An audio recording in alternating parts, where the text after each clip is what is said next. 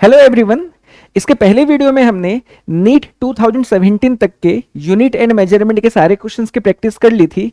अब हम NEET 2018 onward सारे क्वेश्चंस की प्रैक्टिस करने वाले हैं।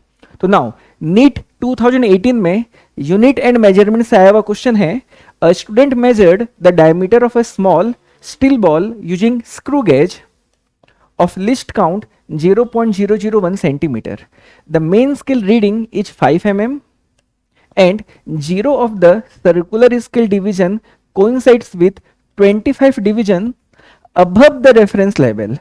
If the screw gauge has a zero error of minus 0.004 centimeter, the correct diameter of the ball is। देखिए मैं सवाल समझाता हूं। क्वेश्चन बिलोंग करता है from the topic screw gauge, और इस क्वेश्चन को सॉल्व करने के लिए आपको कुछ जानकारी आपके पास होनी चाहिए जो मैं एक एक करके आपके सामने रखता हूं।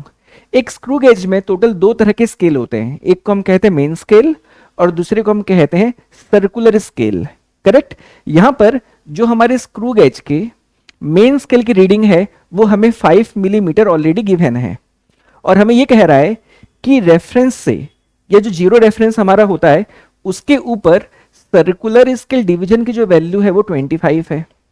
तब इस पर्टिकुलर केस में हमको ये बताना है कि करेक्ट डायमीटर उस बॉल का क्या होगा अगर जीरो एरर की वैल्यू माइनस 0.004 सेंटीमीटर है और लिस्ट काउंट की वैल्यू हमें 0.001 सेंटीमीटर गिवन है।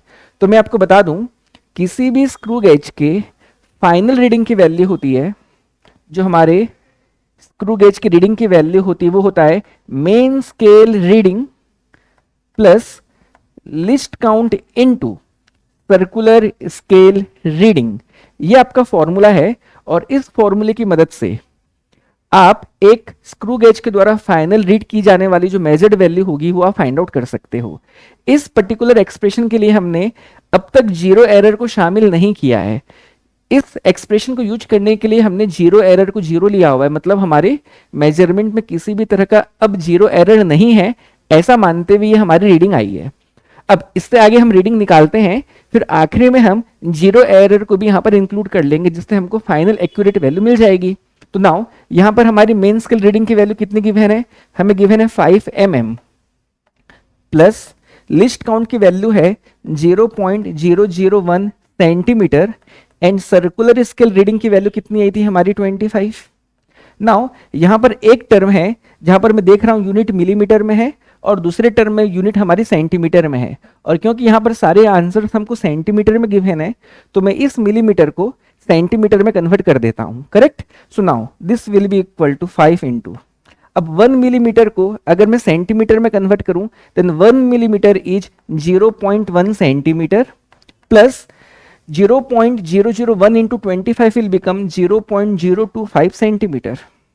सो फाइनली ये देखें तो ये 0.5 है, 5 into 0.1 is 0.5, so 0.5 centimetre plus 0.025 centimetre will be how much? It will be 0.525 centimetre. तो ये वैल्यू तो यहां तक हमारी आ चुकी है। अब हम बात करते हैं जीरो एरर की।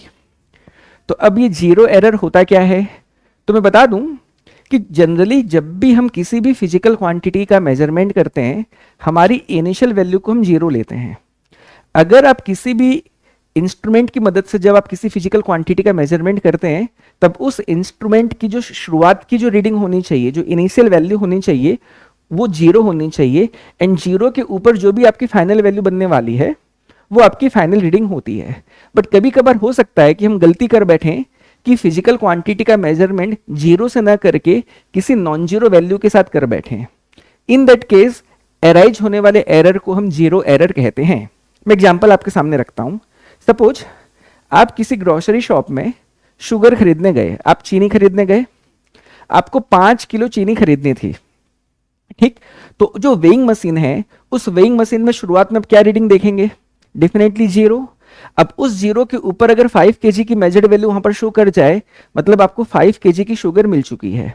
ठीक, लेकिन अगर मान लेते कि जिस शॉप में आप गए थे उस शॉप के वेइंग मशीन की जो शुरुआत की रीडिंग थी वो मान लेते 50 ग्राम थी, जीरो नहीं थी, 50 ग्राम थी, और दुकान वाले ने क्या किया 5 केजी फाइनल रीडिंग मेंटेन करते हुए आपको चीनी पकड़ा दी। तो आप ये तो देखें कि फाइनल वैल्यू जो है वहां पर वो क्या है 5 केजी है, बट उसने शुगर के वेट का मेजरमेंट किया कहां से था 50 ग्राम से किया था। तो अगर फाइनल रीडिंग अभी भी 5 केजी है, दैट मीन्स आप 5 केजी शुगर लेकर के घर नहीं आ रहे हो। आप कितना लेकर के आ रहे हो? आप लेकर के आ रहे हो 4 केजी एंड 950 ग्राम। तब इस केस में आपने मेजरमेंट की शुरुआत जीरो से ऊपर से की थी, जीरो लेवल के ऊपर से की थी। और इस तरह के केस में जो एरर आया है हमारे 50 ग्राम का, ये 50 ग्राम को हम कहते हैं पॉजिटिव एरर। अगर आपने जीरो के ऊपर से रीडिंग स्टार्ट की है तब होने वाले एरर को हम पॉजिटिव जीरो एरर कहते हैं। तो आपने फाइनल वैल्यू कितनी देखी? 5 केजी, बट हमारे पॉजिटिव एरर की वैल्यू कितनी थी? 50 ग्राम। तब इस केस में आपकी जो एक्चुअल वैल्यू है, जो आप ट्रू वैल्यू जो लेकर के जा रहे हैं, वो है आपकी 5 KG minus 50 gram. Isn't it true? तो हम कहते हैं कि पॉजिटिव जीरो एरर को हमेशा सब्ट्रैक्ट किया जाता है। फिर से मैं रिपीट करता हूं, पॉजिटिव जीरो एरर को हमेशा जो हमारी मेजर्ड वैल्यू होती है उससे सब्ट्रैक्ट करके ही हम एक्यूरेट वैल्यू निकालते हैं या फिर ट्रू वैल्यू निकालते हैं। सिमिलर वे में मान लेते कि जिस शॉप में आप गए थे उस शॉप के वेइंग मशीन की शुरुआत की जो वैल्यू थी, मान लेते -50 ग्राम थी। आपने 5 केजी शुगर मांगा, अब उसने फाइनल वैल्यू 5 केजी मेंटेन करते हुए आपको शुगर पकड़ा दी। तब इस केस में आप ट्रू वैल्यू कितना लेकर के जा रहे हो? आप लेकर के जा रहे हो 5 KG plus 50 gram. Isn't it true? क्योंकि पहले आपका जो चीनी का मेजरमेंट था वो -50 से जीरो आया होगा, फिर जीरो के ऊपर उसने और 5 केजी की चीनी का वहां पे मेजरमेंट किया है। तब डेफिनेटली आप इस केस में जो ट्रू वैल्यू लेकर के जा रहे हो, जो ट्रू मेजरमेंट है वो 5 केजी 50 ग्राम है। लेकिन यहां पर देखा जाए तो हमारी जो वैल्यू की शुरुआत की गई थी जीरो के नीचे से की गई थी, और इस तरह के एरर को हम कहते हैं नेगेटिव जीरो एरर। और नेगेटिव जीरो एरर को हमेशा मेजर्ड वैल्यू के साथ ऐड किया जाता है to find the true value. ठीक, तो पॉजिटिव एरर को हमेशा सब्ट्रैक्ट करते हैं, नेगेटिव जीरो एरर को हमेशा ऐड करते हैं। यहां पर अगर आप देखेंगे तो जो मेरा जीरो एरर था वो नेगेटिव था, तो जैसा कि मैं बताया नेगेटिव जीरो एरर को हमेशा ऐड किया जाता है, और इसीलिए हमारी जो फाइनल रीडिंग होगी वो क्या हो जाएगी? Final reading will be equal to 0.525 centimetre plus क्यों? क्योंकि नेगेटिव जीरो एरर है, 0.004 centimetre. So finally the answer will be 0.529 centimetre, और यही इस क्वेश्चन का एकदम सही जवाब होगा। सो ऑप्शन 4 इस क्वेश्चन का एकदम सही जवाब है। अगले क्वेश्चन की तरफ चलते हैं। अगला क्वेश्चन नीट 2019 से बिलोंग करता है। इन क्वेश्चन कहता है the unit of thermal conductivity is.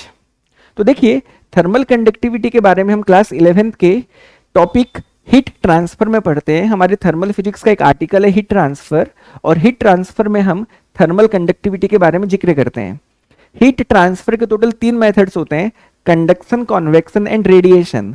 तो जो प्रोसेस कंडक्शन है, इस प्रोसेस में हम थर्मल कंडक्टिविटी के बारे में पढ़ते हैं। तो अगर आप कंडक्शन प्रोसेस के थ्रू हीट ट्रांसफर करते हैं तब रेट ऑफ हीट ट्रांसफर, जिसको हम हीट करंट कहते हैं, हीट करंट H को हम कहते हैं रेट ऑफ हीट ट्रांसफर, मतलब कितने समय में आपने कितनी हीट एनर्जी ट्रांसफर की through a solid body basically. So the rate of heat transfer और heat current is equal to, formula मैं आपको बता दूं, फॉर्मूला होता है T1 minus T2, that is temperature difference between the two ends of a rod.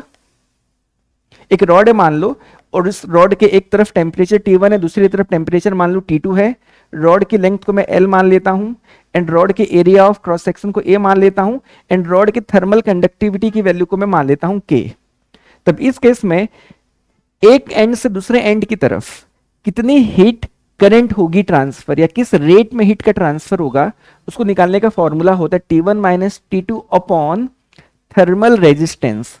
And thermal resistance को निकालने का फॉर्मूला होता है L अपॉन KA, जहां पर L हमारी रॉड की लेंथ हो गई, A हमारी रॉड की एरिया ऑफ क्रॉस सेक्शन हो गई, एंड K हमारे रॉड के थर्मल कंडक्टिविटी की वैल्यू हो गई, जिसके बारे में हमें जानकारी पूछी गई है।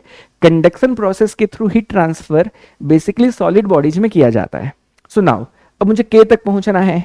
परफेक्ट, तो K तक अगर हम पहुंचना चाहते हैं तो डेफिनेटली सॉल्व कर देते हैं। इसको मैं लिख सकता हूं Q by T is equal to T1 minus T2। अब अगर इस डिवीजन को मैं मल्टीप्लीकेशन में कन्वर्ट करूं तो Ka ऊपर चला जाएगा और L नीचे चला आएगा। तो K के लिए मैं फाइनली एक्सप्रेशन को ऑब्टेन करूं तो क्या मिलेगा मुझे? Q by T L multiply हो जाएगा, एरिया डिवाइड हो जाएगा एंड T1 माइनस T2 भी साथ में डिवाइड हो जाएंगे। सो फाइनली मुझे K का एक्सप्रेशन मिल चुका है। सॉल्व करते ही आंसर आ जाएगा। सो फाइनली यहां पर हमें यूनिट पूछी गई है, तो K की यूनिट क्या हो जाएगी? So unit of thermal conductivity K will be equal to, तो Q बाई T, तो Q हमारी हीट एनर्जी होती है, T हमारा टाइम होता है। तो यहां पर अगर मैं बात करूं हीट एनर्जी की, तो एनर्जी की यूनिट हो गई जूल, टाइम की यूनिट हो गई क्या? सेकेंड, लेंथ की यूनिट हो गई मीटर, डिनोमिनेटर में एरिया की यूनिट हो जाएगी क्या? It will be metre square.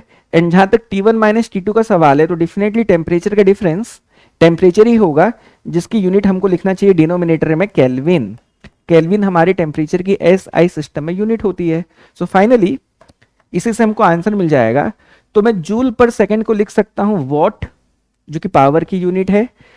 Metre upon metre square को लिख सकते हैं metre to the power -1, and 1 by kelvin को लिख सकता हूं केल्विन टू द पावर -1। तो फाइनली मेरा आंसर आ रहा है वॉट पर मीटर पर केल्विन। ऑप्शन फोर्थ इस क्वेश्चन का एकदम सही जवाब होगा।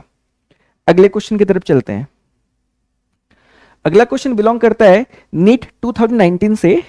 क्वेश्चन है in an experiment the percentage of error occurred in the measurement of physical quantities A B C and D are 1%, 2%, 3% and 4% respectively. Then the maximum percentage error in the measurement of x, where x equals to a square into b to the power half upon c to the power 1/3 into d cube will be. इस तरह के questions को solve करने के concept में already आपको समझा चुका हूं, सिखा चुका हूं। अब बहुत इजीली इस क्वेश्चन को सॉल्व कर सकते हैं। यहां पर x के मेजरमेंट का जो भी परसेंटेज एरर होगा, वो इन सभी क्वांटिटीज के परसेंटेज एरर के समेशन के बराबर होगा, और हर क्वांटिटी का जो आप परसेंटेज एरर लोगे, उसके साथ आपको क्वांटिटी के पावर को मल्टीप्लाई भी करना होगा। मतलब मैं यहां पे ये कहना चाहता हूं, इस केस में x के मेजरमेंट में जो परसेंटेज एरर है वो है delta x by x into 100, जो मुझे बताना है। It will be equal to twice of percentage error in the measurement of a plus half time of percentage error in the measurement of b plus 1/3 times of percentage error in the measurement of C plus 3 times of percentage error in the measurement of D। ये बात हमने already समझाई, और इस expression को हम तब use करते हैं जब गिवन क्वांटिटीज के परसेंटेज एरर की वैल्यू स्मॉल होती है, अप टू 5% हम बात करते हैं। और यहां पर आप देखिए कि जो भी एरर है वो 5% से छोटा है, मतलब ये फॉर्मूला यहां पर वैलिड है। उस हिसाब से बस एक बार में आंसर आ जाएगा। सो 2 इंटू, अब delta A by A into 100 हमारे ए के मेजरमेंट की परसेंटेज एरर की वैल्यू है, जो कि 1% गिवन है, plus half times of percentage error in B, जो कि 2% है, plus 1/3 times of percentage error in C, that equals to 3%, plus 3 times of percentage error in the calculation of D, that is 4%। So finally एक बार में अब answer आ जाएगा। So 2% plus 2% by 2 will become 1%, plus 3% by 3 will become 1%, plus 3 into 4 will become 12%. So finally 2 plus 1 3, 3 plus 1 4, 4 plus 12 becomes 16%. So finally इस question का answer होगा 16%। Option 2 इस question का एकदम सही जवाब होने वाला है। अगले क्वेश्चन की तरफ चलते हैं। अगला क्वेश्चन नीट 2019 उड़ीसा से बिलोंग करता है। 2019 में एक साइक्लोन आया था उड़ीसा में, फोनी नाम का, और उस दौरान उड़ीसा के लिए एक सेपरेट नीट का पेपर कंडक्ट कराया गया था। और ये क्वेश्चन उसी 2019 के नीट पेपर से बिलोंग करता है, बट उड़ीसा के लिए जो पेपर अलग से कंडक्ट किया गया था उसका क्वेश्चन है। क्वेश्चन है the main scale of a vernier calliper has n divisions per centimetre. n divisions of the vernier scale coincide with n-1 divisions of the main scale. Its least count is. Alright, मैं समझाता हूं। एक vernier caliper के पास total 2 तरह के different scale होते हैं। जैसे कि हमने स्क्रू गेज के बारे में पढ़ा, जिस तरह से स्क्रू गेज में 2 अलग अलग स्केल होते हैं, जिसमें एक को हमने मेन स्केल और एक को हमने सर्कुलर स्केल कहा था, उसी तरह से वर्नियर कैलिपर में भी टोटल 2 अलग अलग तरह के स्केल होते हैं। एक को हम कहते हैं मेन स्केल और दूसरे को हम कहते हैं vernier scale. Main scale division की value generally vernier scale division की वैल्यू से ज्यादा होती है, ठीक। और लिस्ट काउंट जो पूछा गया है एक वर्नियर स्केल के या वर्नियर कैलिपर के लिस्ट काउंट की वैल्यू होती है 1 main scale division minus 1 vernier scale division. जैसा कि मैंने कहा मेन स्केल डिवीजन की वैल्यू वर्नियर स्केल डिवीजन की वैल्यू से थोड़ी ज्यादा होती है, तो जो डिफरेंस होता है वही हमारे वर्नियर कैलिपर के लिस्ट काउंट की वैल्यू होती है जो मुझे बताना है। ठीक, तो यहां पर कहता है कि main scale of vernier callipers has n divisions per centimetre, मतलब हर सेंटीमीटर में टोटल मेन स्केल के n डिवीजन है। मतलब अगर मैं आपको यहां पर मेन स्केल रीडिंग की वैल्यू बताऊं, पूछूं, अगर मैं आपको मेन स्केल डिवीजन की वैल्यू की बात अगर मैं पूछूं आपसे कि एक मेन स्केल डिवीजन कितना होगा या उसकी वैल्यू कितनी होगी, तो क्योंकि n डिवीजन में 1 सेंटीमीटर आ रहा है तो एक डिवीजन में कितना सेंटीमीटर आएगा, it will B 1/n centimetre. Yes और नो? क्या कह रहा है देखो, हर सेंटीमीटर में मेन स्केल के टोटल n डिवीजन है, तो 1 सेंटीमीटर के लेंथ में अगर n डिवीजन है तो एक डिवीजन की वैल्यू कितनी होगी, it will B 1/n centimetre, और यही हमारी मेन स्केल डिवीजन की वैल्यू है। परफेक्ट। अब यहां पर आगे क्या कह रहा है कि n division of vernier scale coincides with n-1 division of main scale, तो यहां पर मैं बिल्कुल कह सकता हूं that is n division of VSD is equal to n-1 division of main scale, ऐसा हमको कहा गया है। तो डेफिनेटली अब क्योंकि मुझे लिस्ट काउंट पूछा गया है तो लिस्ट काउंट के लिए मुझको मेन स्केल डिवीजन की भी वैल्यू पता होनी चाहिए, वर्नियर स्केल डिवीजन की भी वैल्यू पता होनी चाहिए। मुझे मेन स्केल डिवीजन की वैल्यू तो पता चल चुकी है, मुझे वर्नियर स्केल डिवीजन की वैल्यू नहीं मालूम, तो मैं इस एक्सप्रेशन की मदद से वर्नियर स्केल डिवीजन की वैल्यू को ऑब्टेन कर सकता हूं in terms of main scale division. तो यहां पर अगर मैं आपसे पूछूं वर्नियर स्केल डिवीजन की वैल्यू क्या हो जाएगी, 1 vernier scale division will be how much, it will B from unitary method n-1 upon n MSD, so this will be equal to n-1 upon n, and 1 main scale division की value कितनी हमने obtain की, it is 1/n centimetre. तो अब मुझे main scale division की भी value मालूम है, वर्नियर स्केल डिवीजन की भी वैल्यू मालूम है, और लिस्ट काउंट पूछा गया था, तो फाइनली लिस्ट काउंट की वैल्यू हो जाएगी, सो 1 main scale division which is 1/n centimetre minus 1 VSD जिसकी वैल्यू है n-1 upon n into 1/n centimetre. यहां पर मैं n स्क्वायर भी लिख सकता था, कोई इशू वाली बात नहीं है। सो फाइनली यहां पर मैं अगर 1/n को कॉमन ले लूं तो क्या मिलेगा, 1 माइनस, अगर मैं ब्रैकेट ओपन करूं तो, या ब्रैकेट को हम बाद में ओपन कर लेंगे, तो 1/n को मैंने कॉमन ले लिया है, तो यहां पर बचेगा 1 माइनस अपनी जगह पर है, और क्या बचने वाला है, n-1/n सेंटीमीटर, ये हमारा फाइनली बच रहा है। सो 1/n इंटू, अब एलसीएम को मैं n ले लेता हूं, तो यहां पर आ जाएगा n, क्योंकि ब्रैकेट के आगे माइनस है तो ये -n+1 होने वाला है, सेंटीमीटर अपनी जगह पर है। तो अब देख सकते हैं +n -n आपस में कैंसिल होकर के न्यूमरेटर में यहां बचने वाला है 1, सो 1/n into 1/n will become 1/n square centimetre, और यही इस क्वेश्चन का सही जवाब होना चाहिए। तो मैं ऑप्शन 3 के साथ जाना चाहूंगा, एंड ऑप्शन 3 इस क्वेश्चन का एकदम परफेक्ट आंसर है। अगले क्वेश्चन की तरफ चलते हैं।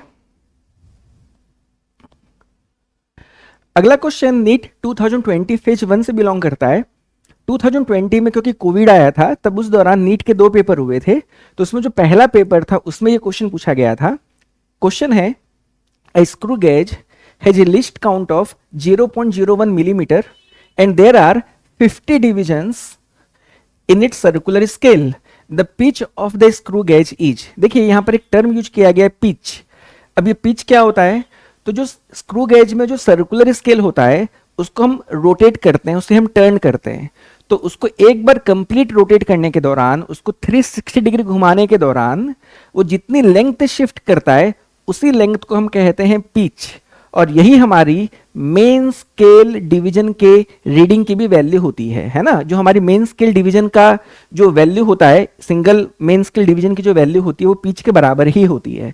और यहां पर मैं आपको बता दूं, स्क्रू गेज के केस में लिस्ट काउंट को निकालने का फॉर्मूला होता है pitch upon circular scale division means number of circular scale division, कितने आपने सर्कुलर स्केल डिवीजन मेंटेन किया हुआ है, ये हमारे लिस्ट काउंट की वैल्यू होती है। तो हमें यहाँ पर पिच पूछा गया है, तो फाइनली पिच की वैल्यू क्या हो जाएगी, it will be equal to least count into circular scale division. तो यहाँ पर लिस्ट काउंट की वैल्यू कितनी है हमारी 0.01 मिलीमीटर है, एंड सर्कुलर स्केल डिवीजन की वैल्यू हमें गिवन है 50। तो फाइनली आंसर आ गया 0.5 मिलीमीटर, और इसीलिए इस क्वेश्चन का आंसर ऑप्शन 3 होगा। ऑप्शन 3 इस क्वेश्चन का एकदम सही जवाब है। ठीक, अगले क्वेश्चन की तरफ चलते हैं। अगला क्वेश्चन अगेन नीट 2020 फेज 1 से ही बिलोंग करता है। क्वेश्चन है dimensions of stress are. All right, easy question है। तो आपको पता होगा कि स्ट्रेस क्या होता है, स्ट्रेस होता है force upon area. Force upon area को हम स्ट्रेस कहते हैं। टोटल 3 तरह के स्ट्रेस होते हैं, लॉन्गिट्यूडिनल स्ट्रेस, नेक्स्ट होता है हमारा शेयर स्ट्रेस, और थर्ड होता है वॉल्यूम स्ट्रेस जिसे हम प्रेशर भी कहते हैं। खैर, तो हर तरह का स्ट्रेस फोर्स अपॉन एरिया होता है। तो फोर्स का डायमेंशनल फॉर्मूला होता है m1 L1 T⁻², and area का डायमेंशनल फॉर्मूला होता है L⁻²। सो फाइनली हमारा आंसर आ गया m⁻1 L⁻⁻1 T⁻²। तो देखते ही हमको आंसर पता चल जाएगा। सो m⁻1 L⁻⁻1 T⁻², ऑप्शन 4 एकदम सही जवाब है। अगले क्वेश्चन की तरफ चलते हैं। अगला क्वेश्चन अगेन नीट 2020 फेज 1 से बिलोंग करता है। क्वेश्चन है taking into account of the significant figures what is the value of 9.99 metre minus 0.0099 metre. All right, हमें इसे सब्ट्रैक्ट करना है और यहां पर हमको सिग्निफिकेंट फिगर्स के कॉन्सेप्ट को यूज करना है। ऑल राइट, तो देखिए 9.99 हमें माइनस करना है इसको किसके साथ, 0.0099 के साथ। तो चलिए सब्ट्रैक्ट करते हैं, है ना। मैं सब्ट्रैक्ट करता हूं, तो यहां पर मैं 2 जीरोज लगा देता हूं। तो एक कैरी लिया जाएगा इस 9 से, तो यहां हो जाएगा 10 बाय 9 की वैल्यू हो गई 1। यहां पर था 9 माइनस 9 विल बिकम 0। यहां पर बचा 8 माइनस 0 विल बिकम 8। यहां पर 9 रह जाएगा और यहां पर 9 रह जाएगा। तो सब्ट्रैक्शन के बाद ये वैल्यू तो मेरे पास आ चुकी है।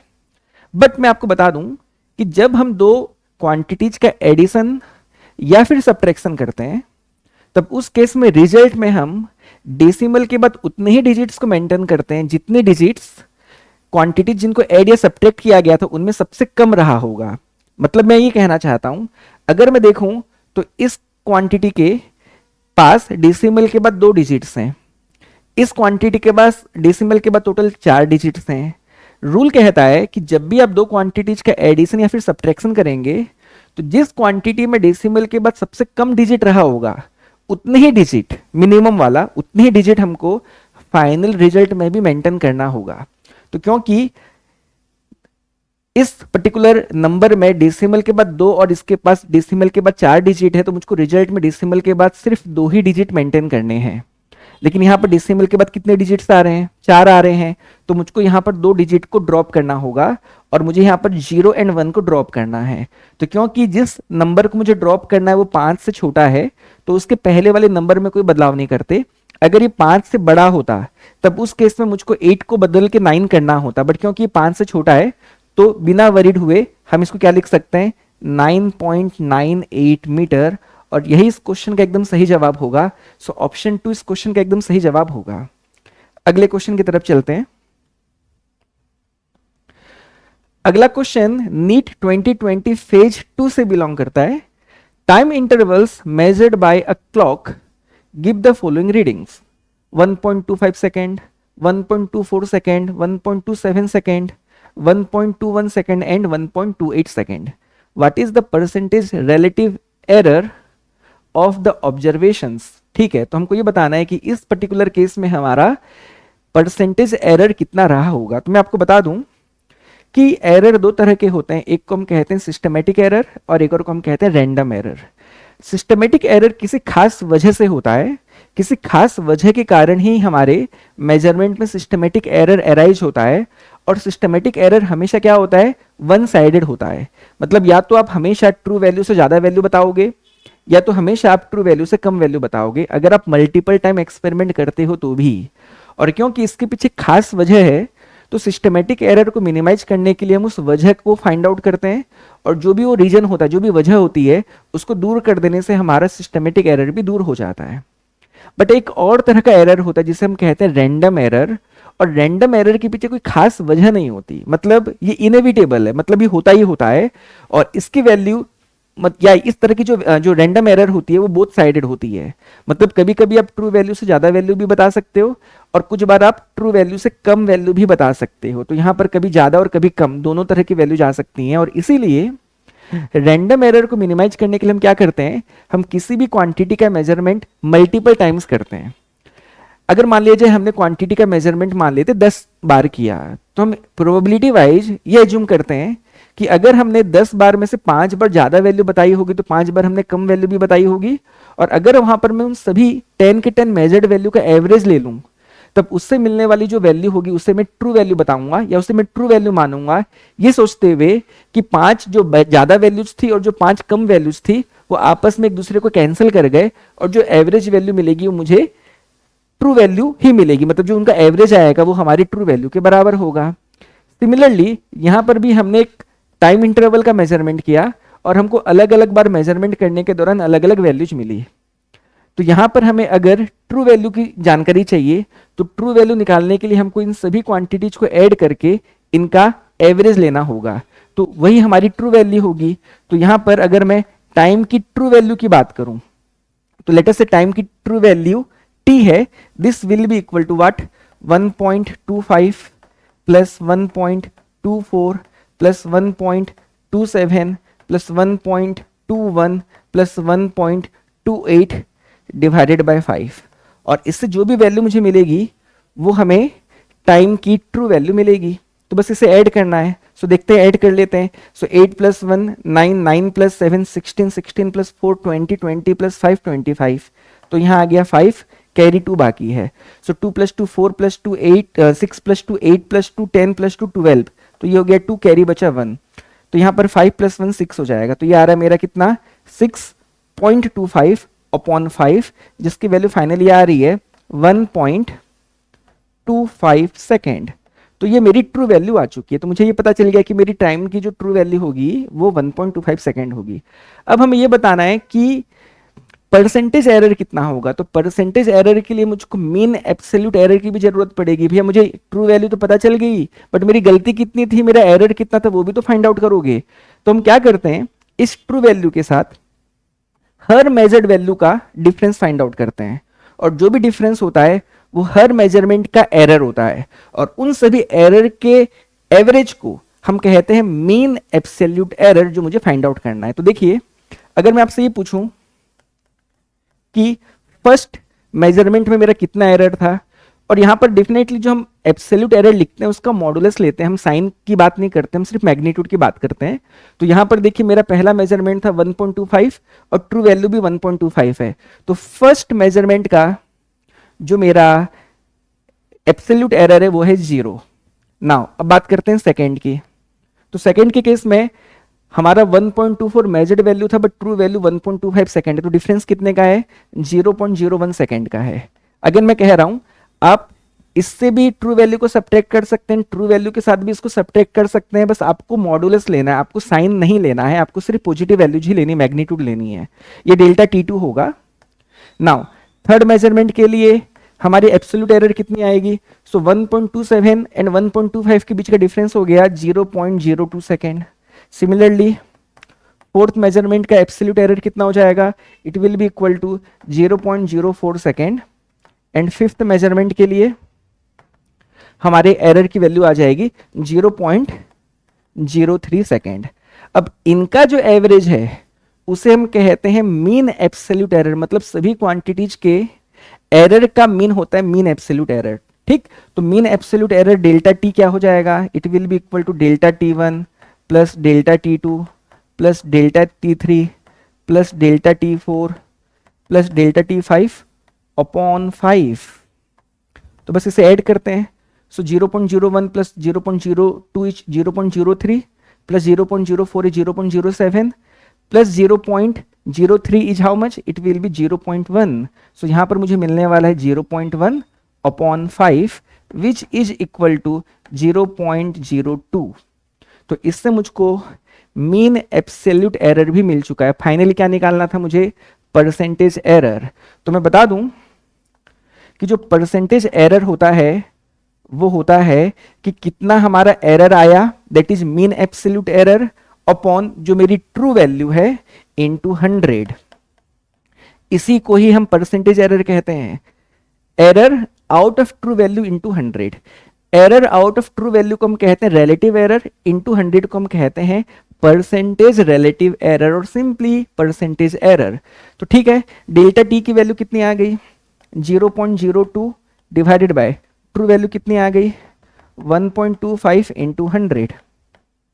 This is equal to 2 upon 1.25।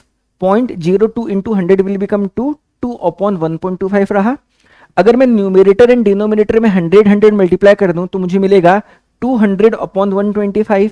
अब 200 अपॉन 125 को अगर मैं 25 से रिड्यूस करूंगा तो मुझे मिलेगा कितना? 8 अपॉन 5 एंड 8 अपॉन 5 की वैल्यू हो जाएगी 1.6%। सो फाइनली इस क्वेश्चन का आंसर 1.6% होना चाहिए। सो ऑप्शन 1 इस क्वेश्चन का एकदम सही जवाब है। अगले क्वेश्चन की तरफ चलते हैं। Next question again NEET 2020 phase 2 से ही बिलोंग करता है। क्वेश्चन कहता है the angle of 1 minute of an arc in radian is nearly equal to. यहां पर हमें 1 मिनट को रेडियन में कन्वर्ट करना है। देखिए इजी क्वेश्चन है, मैं आपको समझा दूं। एंगल को मेजर करने की जो एसआई यूनिट होती है वो होती है रेडियन, लेकिन हम एक और यूनिट को यूज करते हैं जो होती है डिग्री, और डिग्री आप स्कूल लाइफ से यूज करते हुए आ रहे हो। तो रेडियन एंड डिग्री के बीच में एक रिलेशनशिप है और हम जानते हैं अच्छे से that pi radian is equal to 180 degree. Pi radian की वैल्यू 180 डिग्री के इक्वल होता है। यहां तक की बात तो आपको जनरली पता होती है। नाउ एक बात मैं आपको और बता दूं, एक डिग्री को हम अगर फर्दर 60 डिवीजन करें, अगर एक डिग्री का फर्दर हम 60 डिवीजन करें तब एक डिवीजन को हम 1 मिनट कहते हैं, और इसीलिए 1 डिग्री इक्वल्स टू 60 मिनट होता है। तब उस वे में अगर मैं आपको 1 मिनट की वैल्यू पूछूं, जिसकी जानकारी यहां पर मुझे पूछी गई है, it will be equal to 1 upon 60 degree. तो मिनट को मैंने डिग्री में कन्वर्ट कर दिया एंड ऑलरेडी हमको रेडियन एंड डिग्री के बीच में रिलेशनशिप मालूम है। तो फाइनली हम कह सकते हैं since 180 degree is equal to pi radian implies that 1 degree equals to pi by 180 radian. Simply unitary method use किया है, implies that। अब क्योंकि मुझे मिनट को यहां पे शामिल करना है तो हम जान चुके हैं कि 1 डिग्री की वैल्यू 60 मिनट होती है। तो 1 डिग्री की जगह मैं क्या लिख दूं? 60 minute equal to pi upon 180 radian. तो फाइनली 1 मिनट की वैल्यू क्या हो जाएगी? 1 मिनट की वैल्यू हो जाएगी पाई अपॉन 180 इंटू 60 रेडियन, और यही इस क्वेश्चन का एकदम सही जवाब है। बस आपको पाई अपॉन 180 इंटू 60 की वैल्यू निकालनी है, जो भी आ जाएगा आंसर वही करेक्ट आंसर होगा। आपको सिंपली सॉल्व करना है। मैं आपको एक टेंटेटिव वैल्यू निकाल के दिखा रहा हूं। रीजन क्योंकि यहां पर जो भी ऑप्शंस गिवन है उनमें काफी बड़ा फर्क है। ये 1.75 है, ये 2.91 है, ये 4.85 है, ये 4.8 जरूर है, बट यहां पर अगर आप 10 की पावर को देखेंगे तो बहुत बड़ा फर्क है। तो इसीलिए मैं एक टेंटेटिव वैल्यू भी निकालूं तो मुझे मोर और लेस आंसर मिल जाएगा। तो काम करते हैं अपन सिंप्लिसिटी पर्पस के लिए, पाई की वैल्यू 3.14 होती है, इसको मैं राउंड फिगर एक बार 3 ले लेता हूं जस्ट जज करने के लिए, और थोड़ी छोटी वैल्यू ले रहा हूं, मींस न्यूमरेटर को मैंने हल्का छोटा किया है। तो जो फाइनल वैल्यू मैं भी निकालूंगा वो भी आने वाली वैल्यू से हल्की छोटी ही आएगी। सो नाउ पाई की वैल्यू को अगर मैं 3 मान लूं, so 3 upon 180 will be equal to how much? It will be 1/60, और ऑलरेडी यहां पर 60 है, so it is nearly equal to 1 upon 60 into 60, that is 3600 हो जाएगा डिनोमिनेटर में, और ये हमारी वैल्यू आ रही है। Perfect. Now this will be equal to, अब एक काम करते हैं, 3600 को मैं 36 इंटू 100 लिख सकता हूं। सो जो डिनोमिनेटर का 100 है वो न्यूमिनेटर में आकर के 10 टू द पावर -2 हो जाएगा। अब मेरे पास कितना बचा है? 1/36 बचा है, और रेडियन हमारी यूनिट को रहने दो, है ना। यहां तक की बातें समझना एकदम आसान है। देखिए कॉम्पिटिटिव एग्जाम में अगर आप एग्जैक्ट वैल्यू निकालने बैठ गए तो आप काफी समय दे बैठेंगे, और इसीलिए हम क्या करते हैं, जनरली टेंटेटिव वैल्यू निकालते हैं, जिससे हमारा समय बचता है। जितना समय आपका बचेगा आप उतने ज्यादा सवाल अटेम्प्ट कर पाएंगे, जितने ज्यादा सवाल अटेम्प्ट कर पाएंगे आपका स्कोर उतना ज्यादा होगा, और आपके सिलेक्शन के चांसेस भी उतने ज्यादा हो जाएंगे। अब 1/36 की बात है ना, तो 1/36 आपको निकालना है। जैसा कि हम जानते हैं कि है ना 1/36 हम निकालना चाहते हैं, तो आप 1/36 राउंड फिगर समझ सकते हैं कि 0.29 के आसपास की कोई ना कोई वैल्यू आनी चाहिए, क्योंकि देखिए मैं डिवाइड करके दिखा देता हूं, अगर आपको प्रॉपरली समझना भी है तो मुझे 1/36 करना है, तो डेसिमल लगा करके यहाँ 0 लगा देंगे, एक 0 लगा करके एक 0 और लगा देंगे। सो 36 2 जा 72 हो गया। अब सब्ट्रैक्ट करूंगा तो यहाँ आ जाएगा 8 और यहाँ पर आ जाएगा हाउ मच 2, है ना। अब एक 0 और लगा दो। अब 36 8 जा के आसपास या 9 जा के आसपास, 9 जा तो नहीं दिख रहा बट 8 जा के आसपास ही कुछ ना कुछ वैल्यू हमारी दिख रही है, ठीक है, एक टेंटेटिव वैल्यू के हिसाब से। तो मेरा आंसर कितना आ रहा है 0.028 मान लेते हैं। तो फाइनली इसको मैं लिख सकता हूं 0.028 इंटू 10⁻² रेडियन। तो फाइनली इसको साइंटिफिक नोटेशन में लिखूं तो 2.8 इंटू 10⁻⁴ रेडियन आ रहा है। और अगर मैं ऑप्शन के साथ देखूं तो 2.91 इंटू 10⁻⁴ क्लोजेस्ट है। मैं आपको पहले ही बोला था कि पाई की वैल्यू 3.14 होती है, जिसको मैं 3 लिया हूं, तो क्योंकि न्यूमेरेटर को मैंने हल्का छोटा रखा था तो मेरी वैल्यू भी हल्की छोटी ही आई, वरना वैल्यू इससे हल्की बड़ी होनी चाहिए थी। तो डेफिनेटली इससे हल्की बड़ी मतलब 2.9 और ऑप्शन 2 इस क्वेश्चन का एकदम सही जवाब है। अगले क्वेश्चन की तरफ चलते हैं। अगला क्वेश्चन नीट 2021 से बिलोंग करता है, एंड क्वेश्चन कहता है if E and G respectively denote energy and gravitational constant then E/G has the dimensions of. मैं बिल्कुल उम्मीद करता हूं कि इस क्वेश्चन को बहुत इजीली सॉल्व कर सकते हैं, फिर भी मैं आपको सॉल्व करके दिखा रहा हूं, बट आप आराम से इस क्वेश्चन को सॉल्व कर सकते हैं ना। तो देखिए E एनर्जी है, तो एनर्जी का डायमेंशनल फॉर्मूला क्या होता है m⁻1 l⁻2 t⁻²। Energy and work दोनों का डायमेंशनल फॉर्मूला सेम होता है, and work force into displacement होता है, तो उससे आप निकाल सकते हैं। जहां तक ग्रेविटेशनल कांस्टेंट का सवाल है तो इसी सीरीज में मतलब इसी चैप्टर में हमने ग्रेविटेशनल कांस्टेंट जी का डायमेंशनल फॉर्मूला निकालना सीखा था। अगर आपको वैल्यू याद है तो ठीक है, नहीं है तो आप डिराइव कर लिया करना, मुश्किल से 5-7 सेकंड का समय लगता है। आप हर क्वांटिटी के डायमेंशनल फॉर्मूले को याद नहीं रख सकते, और मेरा बिल्कुल स्ट्रिक्ट सजेशन रहेगा कि आप हर क्वांटिटी के डायमेंशनल फॉर्मूले को याद करना भी मत। आप चुनिंदा कुछ बेसिक क्वांटिटीज के सिर्फ डायमेंशनल फॉर्मूले को याद रखो। अगर आपको उसके अलावा किसी फिजिकल क्वांटिटी का डायमेंशनल फॉर्मूला पूछ लिया जाए तो किसी न किसी फॉर्मूले से रिलेट करते हुए आप वहां तक पहुंच जाना। अदरवाइज टोटल 80 फिजिकल क्वांटिटीज हैं, और 80 फिजिकल क्वांटिटीज का डायमेंशनल फॉर्मूला याद रखना नेक्स्ट टू इम्पॉसिबल है, और मैंने भी याद नहीं रखा है ना। तो बेसिकली आप जी का डायमेंशनल फॉर्मूला आप ऑब्टेन कर सकते। एक बार मैं और सिखा देता हूं। तो हम जानते हैं ग्रेविटेशनल फोर्स F कितना होता है, G m1 m2 upon r² होता है। तो G का एक्सप्रेशन क्या हो जाएगा, it will be equal to F r² upon m1 m2। तो फाइनली अगर मुझे G का डायमेंशनल फॉर्मूला चाहिए, it will be equal to dimensional formula of F r² upon m1 m2। F हो गया फोर्स जिसका डायमेंशनल फॉर्मूला है m1 l1 t⁻²। r distance होता है जिसके स्क्वायर का डायमेंशनल फॉर्मूला l² हो जाएगा। m1 m2 मासेस हैं तो m इंटू m हो जाएगा हमारा m² डायमेंशनल फॉर्मूला डिनोमिनेटर में।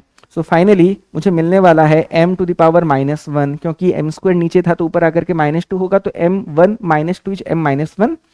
l⁻³ दिख रहा है हमको t⁻²। तो फाइनली मुझको ग्रेविटेशनल कांस्टेंट का भी डायमेंशनल फॉर्मूला मिल चुका है। अब बोलता है दोनों के डायमेंशनल फॉर्मूले का डिवीजन बताओ कितना होगा। तो ठीक है भैया, तो डायमेंशनल फॉर्मूला हमको E/G पूछा गया है, तो E का हमने लिखा कितना m1 l2 t⁻² divided by G का हमने निकाला m⁻⁻1 l⁻³ t⁻²। बस सॉल्व करते हैं आंसर। तो देखिए ये हो जाएगा m⁻² हो जाएगा, m⁻1 ऊपर m⁻⁻1 नीचे, ऊपर जाकर के +1 होगा तो m⁻² हो गया। l की बात करें तो l⁻1 दिख रहा है, एंड t⁻² कैंसिल होकर के t⁻0 बचने वाला है, और यही इस क्वेश्चन का एकदम सही जवाब होगा। चेक कर लो आप। सो m⁻2 l⁻1 t⁻0 ऑप्शन 2 इस क्वेश्चन का एकदम सही जवाब होने वाला है। अगले क्वेश्चन की तरफ चलता हूं।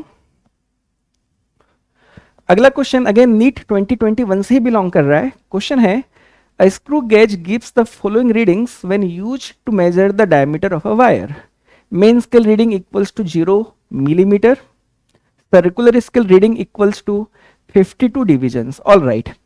Given that 1 millimeter on main scale correspond to 100 divisions on the circular scale, the diameter of the wire from the above data is. बहुत इजी क्वेश्चन है. स्क्रू गेज के क्वेश्चन हमने ऑलरेडी सॉल्व किए और उसके कॉन्सेप्ट्स की भी हमने चर्चा की. मैंने क्या कहा था कि एक स्क्रू गेज के केस में जो लिस्ट काउंट निकालने का फॉर्मूला होता है वो होता है पिच, जिसे हम मेन स्केल डिवीजन भी कहते हैं और मेन स्केल डिवीजन की जो वैल्यू होती है वो भी कहते हैं, divided by number of circular scale division. तो यहां पर आप देखेंगे अगर तो मेन स्केल में जो हमारी वैल्यू आ रही है वो 1 mm आ रही है. जब सर्कुलर स्केल का 100 डिवीजन को हम शिफ्ट कर रहे हैं तो मतलब ये हो गया कि जब सर्कुलर स्केल डिवीजन की वैल्यू 100 है तब मेन स्केल रीडिंग की वैल्यू हमारी आ रही है 1 mm और इससे हमको लिस्ट काउंट की वैल्यू मिल जाएगी 1 mm जो कि मेरी मेन स्केल रीडिंग है, divided by circular scale division की वैल्यू हो गई 100. So finally it is equal to 0.01 millimetre. तो लिस्ट काउंट का मतलब ये है कि एक सर्कुलर डिवीजन, 1 सर्कुलर डिवीजन जो वैल्यू रीड करेगा मेन स्केल में उसी को ही हम लिस्ट काउंट कहते हैं. मैं फिर से रिपीट करता हूं, अगर 100 सर्कुलर डिवीजन से मेन स्केल 1 mm रीड कर रहा है तो एक डिवीजन में कितना रीड करेगा main scale? It will B 0.01 mm. अब क्योंकि सर्कुलर स्केल में हमारे टोटल 52 डिवीजन्स की हमने रीडिंग की थी, तो क्योंकि एक डिवीजन सर्कुलर स्केल का 0.01 mm के इक्वल है तो 52 डिवीजन सर्कुलर स्केल का कितने रीडिंग के इक्वल होगा? सिंपल सा प्रोसेस है. सो फाइनल जो हमारी रीडिंग होने वाली है वो कितनी होगी? It will be equal to 52 times of 0.01 millimetre. So finally answer is going to be 0.52 millimetre. और यही इस क्वेश्चन का एकदम सही जवाब होगा. बट मैं देख पा रहा हूं कि जो आंसर हमें गिवन है वो सेंटीमीटर में गिवन है और यहाँ पर ऑप्शन 4 हल्का मिट गया, मतलब छुप गया है, बट ये 0.06 सेंटीमीटर है जो आप समझ सकते हैं.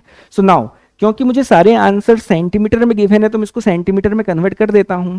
सो 1 मिलीमीटर इज 0.1 सेंटीमीटर. तो फाइनली इसे मैं लिख सकता हूं 0.52 इंटू 0.1 सेंटीमीटर. सो फाइनली ये हो जाएगा 0.052 सेंटीमीटर. तो अगर अब मैं देखूं तो 0.052 सेंटीमीटर ऑप्शन 1 इस क्वेश्चन का एकदम सही जवाब होगा. ऑप्शन 1 ही इस क्वेश्चन का एकदम सही जवाब है. ठीक है, मैं समझता हूं यहां तक की बात एकदम क्लियर है. देखिए यहां पर सिंपली यूनिटरी मेथड की मदद ली गई है. 100 divisions of circular scale correspond to 1 millimetre. So 1 division कितना होगा? 1 mm अपॉन 100. अब 52 सर्कुलर स्केल डिवीजन के लिए इनटू 52 कर दिया यहां पर. अब अगर यहां पर कुछ मेन स्केल रीडिंग की वैल्यू होती तो सिंपली ऐड कर देते इसके साथ, बट नहीं है तो नहीं है. अगले क्वेश्चन की तरफ चलते हैं. अगला क्वेश्चन नीट 2021 से ही बिलोंग करता है. क्वेश्चन कहता है if force F, acceleration A, time T are chosen as the fundamental physical quantities then the dimensions of energy is. Again देखिए वही क्वेश्चन जो डायमेंशन के एप्लीकेशन पे बेस्ड है, जो मैंने कई क्वेश्चंस यहाँ पे प्रैक्टिस किए आपके साथ. हमने कहा कि डायमेंशन की मदद से हम वेरियस फिजिकल क्वांटिटीज के बीच में रिलेशनशिप एस्टैब्लिश कर सकते हैं. आप उसी एप्लीकेशन की मदद से इस क्वेश्चन के आंसर को बहुत इजीली निकाल सकते हैं और आप बिल्कुल निकालना सीख भी चुके होंगे, बट फिर भी मेरा काम है तो मैं आपको निकाल करके दिखा रहा हूं. यहां पर बोला गया है कि फोर्स एक्सीलरेशन टाइम को अगर फंडामेंटल क्वांटिटीज माने तो एनर्जी को हम इनके टर्म्स में किस तरह से लिख सकते हैं. तो ठीक है, तो एनर्जी को मैं सिंबल ई से शो कर देता हूं. एनर्जी को मैं सिंबल ई से शो कर देता हूं. ठीक है, सो नाउ चलो कहते हैं कि ई का डिपेंडेंस फोर्स के पावर ए पर है, एनर्जी का डिपेंडेंस एक्सीलरेशन के पावर बी पर है एंड एनर्जी का डिपेंडेंस टाइम के पावर सी पर है. हम जानते तो नहीं है कि किस तरह का डिपेंडेंस है. अगर ए बी सी की वैल्यू पॉजिटिव है तो वो डेफिनेटली डायरेक्टली प्रोपोर्शनल वाला केस आएगा, है ना. नेगेटिव है तो इनवर्सली प्रोपोर्शनल वाला केस आएगा. बट जो भी रहा हो तो हम इस तरह से लिखते हैं. तो जो मैंने लिख दिया, अब आपको क्या करना है, यहां पर इन तीनों इक्वेशंस को कंबाइन करना है. सो ऑन कंबाइनिंग क्या मिलेगा? E proportional to F to the power A, A to the power B, T to the power C. Now proportional sign को इक्वल में कन्वर्ट करने के लिए मैंने एक डायमेंशनलेस कांस्टेंट के मल्टीप्लाई कर दिया, तो ये हो गया f to the power a to the power b, t to the power c। अब again from the principle of homogeneity हम सिर्फ सिमिलर क्वांटिटीज को ही कंपेयर कर सकते हैं, इक्वेट कर सकते हैं, और यहाँ पर अलग अलग क्वांटिटीज के बीच में कोई भी इक्वल साइन नहीं आ सकता। तो अगर LHS हमारी एनर्जी है तो RHS को भी एनर्जी होना चाहिए, और उस हिसाब से मैं कह सकता हूँ dimensional formula of energy must be equal to dimensional formula of k into F to the power a to the power b, t to the power c। और k क्योंकि डायमेंशनलेस कांस्टेंट है तो उसको लेकर के कोई चर्चा करनी नहीं है। और k को मैंने डायमेंशनलेस क्यों लिया हुआ है इसका कारण भी मैंने बताया, इसीलिए लिया है क्योंकि एच पर द क्वेश्चन एनर्जी का डिपेंडेंस सिर्फ फोर्स, एक्सीलरेशन एंड टाइम पर ही है, एनर्जी किसी अदर क्वांटिटी पे डिपेंड नहीं कर रही। और इसीलिए क्योंकि एनर्जी का किसी अदर क्वांटिटीज के ऊपर डिपेंडेंस हमें नहीं कहा गया है, इसीलिए k का कोई डायमेंशन नहीं होना चाहिए, k एक प्योर नंबर होना चाहिए। ठीक, नाउ अब एनर्जी का डायमेंशनल फॉर्मूला हमने कई बार यूज किया, it is m to the power 1, l to the power 2, t to the power -2। k को लेकर के वरीड होने की जरूरत नहीं है। फोर्स का डायमेंशनल फॉर्मूला होता है m to the power 1, l to the power 1, t to the power -2 का पावर a कर देता हूँ। एक्सीलरेशन होती है वेलोसिटी अपॉन टाइम, वेलोसिटी होती है डिस्प्लेसमेंट अपॉन टाइम, तो फाइनली एक्सीलरेशन हो जाएगी डिस्प्लेसमेंट अपॉन टाइम स्क्वायर। तो डिस्प्लेसमेंट के लिए l का पावर 1 अपॉन टाइम स्क्वायर के लिए t टू द पावर -2 का पावर हो जाएगा यहाँ पर b, and t already time है तो t का t ही रहेगा और पावर c अपनी जगह पर रहने दो। सो फाइनली मुझे क्या मिलने वाला है, m to the power 1, l to the power 2, t to the power -2 equal to, so now m to the power 1 to the power a, यहाँ पर हमारा m to the power a हो जाएगा और कहीं m तो है नहीं तो यहाँ पर m का पावर a बचा। नाउ l का पावर 1 का पावर a हो जाएगा l का पावर a, यहाँ पर l का पावर b है, सो l का पावर a इंटू l का पावर b हो जाएगा l to the power a plus b। Finally t to the power -2a, t to the power -2b and t to the power c तीनों हो जाएंगे multiply होकर के t to the power -2a -2b plus c। अब क्योंकि LHS and RHS के dimension भी same है तो जो भी MLT का पावर LHS का है वही MLT का पावर RHS का भी होना चाहिए, तो कंपेयर करते ही हमको वैल्यूज मिल जाएंगी। सो ऑन कंपेयरिंग हम कह सकते हैं a की वैल्यू 1 है, m का पावर a, m का पावर 1, तो a की वैल्यू 1 हो गई। अब l का पावर a प्लस b है तो a प्लस b की वैल्यू किसके बराबर हो जाएगी, l के पावर 2 के साथ, तो फाइनली b की वैल्यू हो जाएगी 2 minus a, so 2 minus 1 is 1। Finally -2a -2b plus c की वैल्यू हो जाएगी t का जो भी पावर है वो है -2।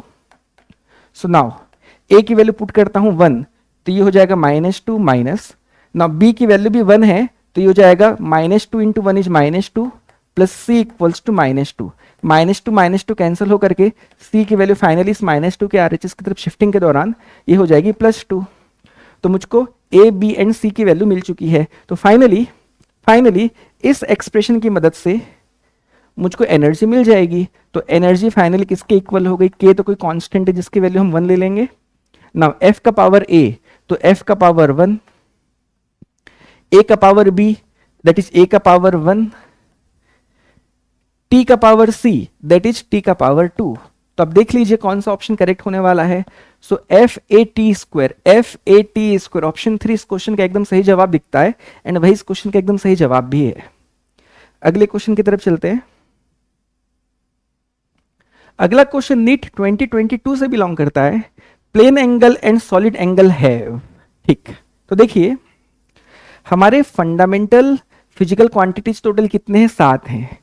इसके अलावा 2 सप्लीमेंट्री यूनिट्स और हैं जिसमें एक होता है हमारी रेडियन प्लेन एंगल के लिए और एक होता है स्टेरेडियन सॉलिड एंगल के लिए। मैं आपको फिर से बता दूं, फंडामेंटल 7 फिजिकल क्वांटिटीज हैं। फंडामेंटली हमारे पास टोटल 7 फिजिकल क्वांटिटीज हैं।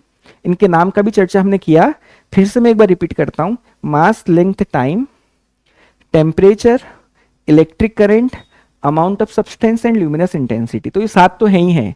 इसके अलावा सप्लीमेंट्री और 2 फिजिकल क्वांटिटीज हैं जिसमें एक है हमारा प्लेन एंगल, दूसरा है हमारा सॉलिड एंगल। प्लेन एंगल की एसआई यूनिट होती है रेडियन, सॉलिड एंगल की एसआई यूनिट होती है स्टेरेडियन। मतलब इनकी यूनिट्स तो है लेकिन plane angle and solid angle दोनों ही डायमेंशन लेस होते हैं, इनका डायमेंशन नहीं होता। एंगल का कोई भी डायमेंशन नहीं होता। अगर मैं बात प्लेन एंगल की करूं तो किसी भी सर्कल के आर्क ने, मान लो एल लेंथ की आर्क है, सर्कल के रेडियस को मैं आर मान लेता हूं, और अगर सेंटर में एंगल थीटा सबटेंड किया है तो सर्कल के केस में थीटा की वैल्यू एल अपॉन आर होती है। तो न्यूमरेटर में भी लेंथ है, डिनोमिनेटर में भी लेंथ है, तो लेंथ तो आपस में कैंसिल हो जाएंगे, और इसीलिए थीटा प्लेन एंगल का कोई भी डायमेंशन नहीं आ सकता, बट इसकी यूनिट तो है। सिमिलर वे में जो सॉलिड एंगल होता है ओमेगा, वो एरिया अपॉन आर स्क्वायर होता है, और क्योंकि एरिया का भी डायमेंशनल फॉर्मूला लेंथ का स्क्वायर होता है और नीचे भी यहाँ पर लेंथ का ही स्क्वायर है क्योंकि रेडियस भी एक लेंथ है, तो plane angle and solid angle दोनों क्या हैं? दोनों डायमेंशन लेस हैं। बट क्या इनकी यूनिट है। थीटा की यूनिट क्या हो गई? रेडियन, एंड सॉलिड एंगल की क्या हो जाएगी? स्टेरेडियन। और इस हिसाब से आपको ऑप्शन चूज करना है। So both units and dimensions incorrect, units but no dimensions, option 2 एकदम सही जवाब है। अगले क्वेश्चन की तरफ चलते हैं। अगला क्वेश्चन अगेन नीट 2022 से ही बिलोंग करता है। क्वेश्चन है the dimensions M L T to the power -2 A to the power -2 belong to the. तो यहां पर हमें चार ऑप्शंस गिवन है, एंड चारों ऑप्शंस में हमको चार अलग अलग फिजिकल क्वांटिटीज दिए गए हैं, और हमको ये बताना है कि इनमें से किस फिजिकल क्वांटिटी का डायमेंशनल फॉर्मूला ये रहा होगा या होगा। तो देखिए यहां पर सबसे पहले हमारा electric permittivity, basically epsilon not की बात की जा रही है, जिसको अपन परमिटिविटी ऑफ फ्री स्पेस भी कहते हैं। तो नाउ इस परमिटिविटी के डायमेंशनल फॉर्मूले को ऑब्टेन करने के लिए मैं कूलम्स लॉ की मदद ले सकता हूं, and as per the Coulomb's law हम जानते हैं इलेक्ट्रिक फोर्स F की value Q1 Q2 upon 4 pi epsilon naught R square होती है। तब इस फॉर्मूले से एप्सिलॉन नॉट का फॉर्मूला क्या हो जाएगा? It will be Q1 Q2 upon 4 pi R square into F. Isn't it true? Epsilon naught को मैंने एलएचएस में ले लिया, एफ को डिनोमिनेटर मैंने आरएचएस में डिवाइड कर दिया। सो फाइनली एप्सिलॉन नॉट के डायमेंशनल फॉर्मूले की अगर मैं बात करूं तो Q1 Q2 तो दोनों चार्जेस हैं, तो Q1 एंड Q2 दोनों का डायमेंशनल फॉर्मूला सेम ही रहेगा, एंड चार्ज होता है करंट इनटू टाइम। हम जानते हैं Q equals to IT, and क्योंकि करंट हमारा एक फंडामेंटल फिजिकल क्वांटिटी है तो डेफिनेटली Q1 या फिर Q2 का डायमेंशनल फॉर्मूला हो जाएगा। यहां पर हम देख सकते हैं कि करंट के लिए सिंबल A यूज किया है, तो मैं करंट के लिए यहां पर लिख देता हूं सिंबल A, एंड टाइम के लिए कैपिटल T। तो Q1 का 80 हो गया, Q2 का भी 80 होगा, तो ये A स्क्वायर T स्क्वायर हो गया डिवाइडेड बाय 4 पाई तो कांस्टेंट है, R पार्टिकल्स के बीच की दूरी होती है, तो ये हो जाएगा L स्क्वायर, एंड फोर्स का डायमेंशनल फॉर्मूला होता है m1 l1 t to the power -2। तो फाइनली देख लेते हैं एप्सिलॉन नॉट के डायमेंशनल फॉर्मूला क्या आएगा। So it will be equal to m to the power -1 l square into l becomes l to the power 3, जो कि न्यूमरेटर में हो जाएगा l to the power -3, t to the power 2 numerator में है, t to the power -2 denominator में है, ये ऊपर जाकर के +2 होकर के t टू द पावर +4 हो जाएगा, एंड a स्क्वायर अपनी जगह पर है। तो ये हमारे एप्सिलॉन नॉट के डायमेंशनल फॉर्मूले का एक्सप्रेशन हमें मिल गया। तो अगर मैं चेक करूं तो बिल्कुल मैच नहीं हो रहा, और इसीलिए ऑप्शन 1 करेक्ट नहीं होगा। अब हम बात करते हैं मैग्नेटिक फ्लक्स की। तो मैग्नेटिक फ्लक्स का डायमेंशनल फॉर्मूला आप फील्ड इनटू एरिया से भी निकाल सकते हैं, या फिर आप फैराडे लॉ की मदद से भी आप मैग्नेटिक फ्लक्स तक पहुंच सकते हैं। तो देखिए फैराडे लॉ की मदद से अगर मैं मैग्नेटिक फ्लक्स की बात करूं तो हम जानते हैं that induced EMF equals to rate of change of magnetic flux होता है। तो इस तरीके से हमारा मैग्नेटिक फ्लक्स का जो डायमेंशनल फॉर्मूला होगा वो EMF इनटू टाइम के डायमेंशनल फॉर्मूले के इक्वल होगा। Change in flux is also a flux, change in time is also a time. तो फाइनली मैग्नेटिक फ्लक्स का dimensional formula EMF into time के डायमेंशनल फॉर्मूले के इक्वल होगा, और इस हिसाब से हमारा EMF होता है एनर्जी पर यूनिट चार्ज। मैं आपको बता दूं EMF, जिसको हम इलेक्ट्रोमोटिव फोर्स या फिर इलेक्ट्रिक पोटेंशियल भी कहते हैं, electric potential energy per unit charge होती है वो, और इनटू टाइम अपनी जगह पर है। तो फाइनली एनर्जी का डायमेंशनल फॉर्मूला होता है m1 l2 t to the power -2। इस टाइम के लिए t का पावर 1 रहेगा, एंड चार्ज के लिए IT के बेसिस पे a इंटू t का पावर 1 और हो जाएगा। तो यहां पर अगर मैं देखूं T1 आपस में कैंसिल हो रहे हैं, सो फाइनली मुझे आंसर मिलने वाला है m1 l2 T1 कैंसिल हो गया, तो न्यूमरेटर में t टू द पावर -2 अभी बाकी है, और a का पावर -1 न्यूमरेटर में हो जाएगा। तो ये मेरा डायमेंशनल फॉर्मूला किसका हो गया? मैग्नेटिक फ्लक्स का हो गया। तो अगर मैं देखूं तो मैच नहीं हो रहा, यहाँ पे L का पावर 1 है, यहाँ पर L का पावर 2 आया है, तो डेफिनेटली ऑप्शन 2 भी करेक्ट नहीं है। अब बात करते हैं सेल्फ इंडक्टेंस की, है ना। तो सेल्फ इंडक्टेंस के लिए भी आप फॉर्मूला यूज कर सकते हैं। इंड्यूस्ड ईएमएफ की value L into D I by D T भी होती है, ये भी हमारे फैराडे लॉ में हम सीखते हैं। Faraday law of electromagnetic induction में जब हम सेल्फ इंडक्टेंस की बात करते हैं तब इस फॉर्मूले की मदद से भी हम इंड्यूस्ड ईएमएफ की वैल्यू को निकालते हैं। तब इस हिसाब से अगर मैं आपको सेल्फ इंडक्टेंस की बात करूं तो सेल्फ इंडक्टेंस का डायमेंशनल फॉर्मूला हो जाएगा EMF into time upon current. तो नाउ ईएमएफ का डायमेंशनल फॉर्मूला अभी जस्ट हमने लिखा कितना, U बाई क्यू, और इसको ऑप्टेन करने के दौरान हमें वैल्यू क्या मिल जाएगी, हमें मिल जाएगी m to the power 1 L to the power 2 T to the power -2 divided by A into T to the power 1। So now इसको मैं लिख सकता हूं EMF के लिए m to the power 1 L to the power 2 T to the power -2 by T to the power 1 becomes T to the power -3, and current का area, जो current है वो ऊपर आ जाएगा, तो करंट ऊपर आ जाने से कितना हो जाएगा, ये A टू द पावर -1 हो जाएगा। ठीक है, ये तो आ चुका EMF का। अब क्या बाकी है मेरा, टाइम एंड करंट और बाकी है, तो इसके लिए T to the power 1 and नीचे A टू द पावर 1 और मल्टीप्लाई करूंगा। तो फाइनली मेरी क्या वैल्यू आने वाली है, देख लेते हैं। It will be equal to m to the power 1 L to the power 2 T to the power -3 into T becomes T to the power -2 and A to the power -1 by A हो जाएगा A to the power -2। So finally अगर मैं check करूं तो option 3 भी match नहीं हो रहा, तो फाइनली कौन बच गया, ऑप्शन 4 वही करेक्ट होगा। बट मैं आपको निकाल के दिखा रहा हूं कि ऑप्शन 4 का डायमेंशनल फॉर्मूला, मैग्नेटिक परमेबिलिटी का डायमेंशनल फॉर्मूला हम कैसे निकाल सकते हैं। तो देखिए बहुत फॉर्मूले हैं जिनकी मदद से आप मैग्नेटिक परमेबिलिटी तक पहुंच सकते हैं, बट क्योंकि मुझे एप्सिलॉन नॉट का डायमेंशनल फॉर्मूला मालूम है तो मैं स्पीड ऑफ लाइट वाले फॉर्मूले से डेफिनेटली म्यू नॉट तक, मैग्नेटिक परमेबिलिटी म्यू नॉट होती है, इस तक मैं बहुत इजीली पहुंच सकता हूं। हम जानते हैं स्पीड ऑफ लाइट की वैल्यू होती है 1 upon root mu naught epsilon naught. तो अगर मैं दोनों साइड स्क्वायर करूं तो सी स्क्वायर की वैल्यू हो जाएगी 1 upon mu naught epsilon naught, and finally mu naught की वैल्यू हो जाएगी 1 upon C square epsilon naught, और सी जो है हमारी स्पीड ऑफ लाइट और स्पीड है। तो फाइनली म्यू नॉट का डायमेंशनल फॉर्मूला निकालना बहुत आसान है। तो now this will be equal to, मैं आगे ऊपर लिखता हूं,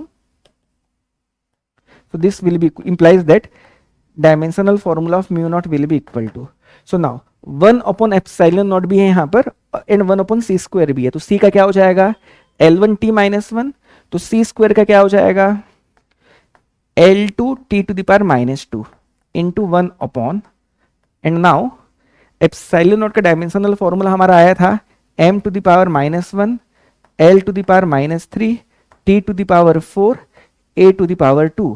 बस देख लेते हैं फाइनली क्या आंसर मिलने वाला है।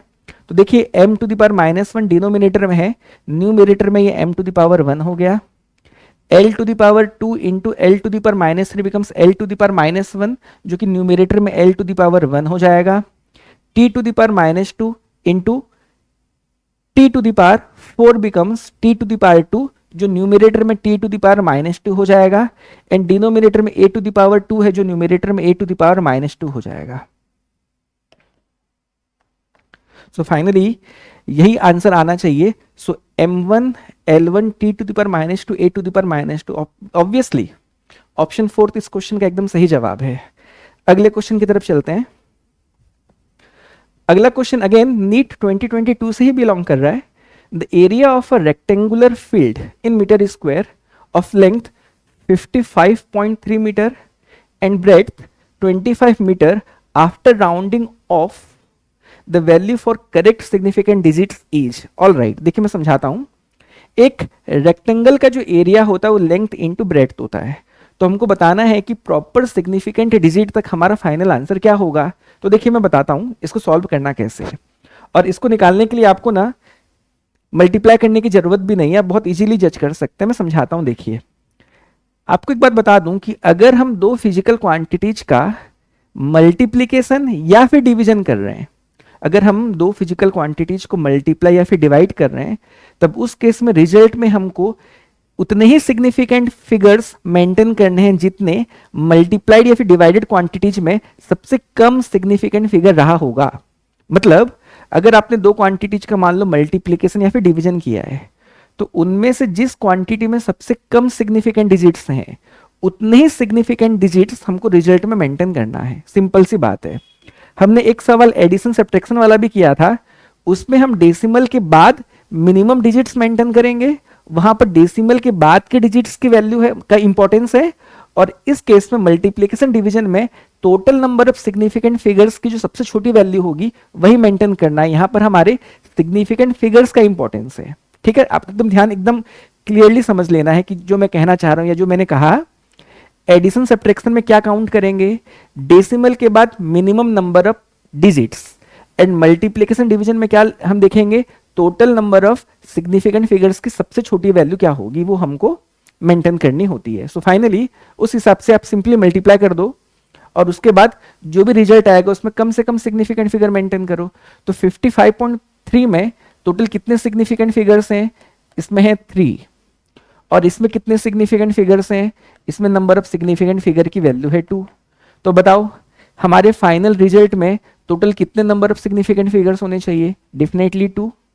तो यहां पर अगर मैं देखूं तो इस क्वांटिटी में टोटल सिग्निफिकेंट फिगर कितने हैं, 3 हैं, इसमें कितने हैं, 4 हैं, इसमें कितने हैं, 5 है, और इसमें कितने सिग्निफिकेंट फिगर हैं, डेफिनेटली इसमें नंबर ऑफ सिग्निफिकेंट फिगर की वैल्यू 2 है। 1 एंड 4 ही हमारे सिग्निफिकेंट फिगर्स को शो करेंगे, और यहां पर इसीलिए सिग्निफिकेंट फिगर्स की वैल्यू कितनी हो गई, 2 हो गई।